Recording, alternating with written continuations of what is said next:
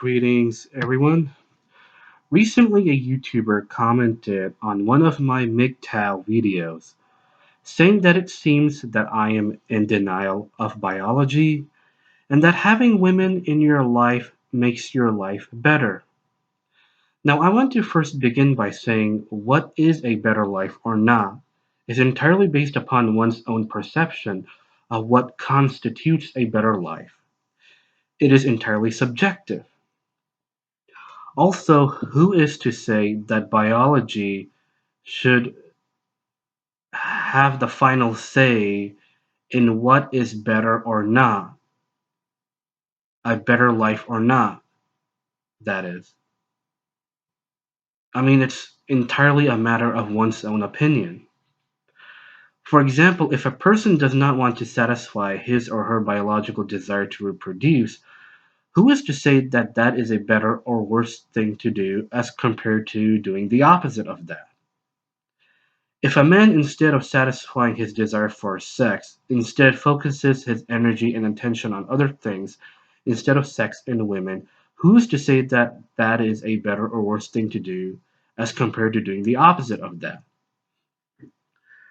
Esther Villar, in her book, The Manipulated Man, talks about, or at least says something similar along the lines of how the amount of time that men spend on women can be used by these men to discover new worlds. Again, who is to say that a man, instead of trying to get into a relationship, spends that amount of time on something else is worse off? Most of what we as humans believe, honestly, are not objective, but subjective. Most of our beliefs are not objective, but subjective. For one person, having less wealth means a better life, since he or she values the pros of having less money over the pros of having more money, and sees the cons of having less money less severe than the cons of having more. As a result, this person is happier with less money as compared to more money. Another person is happier with more money as compared to less money, since he or she values the opposite of the since he or she's values are the opposite of the type of person mentioned before.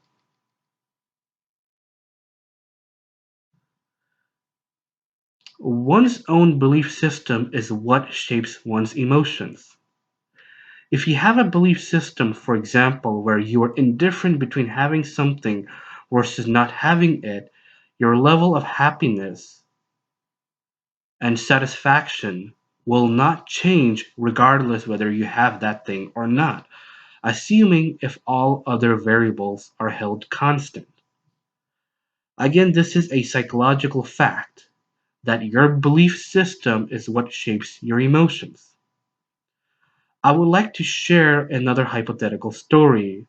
Let's say there are two brothers, Tom and Jacob. Tom loves sunny weather as much as rainy weather equally. How was okay, whereas Jacob hates the rain and really loves the sun. So one day it was sunny and the next day it was raining. How was Tom feeling compared to yesterday? How was Jacob feeling as compared to yesterday?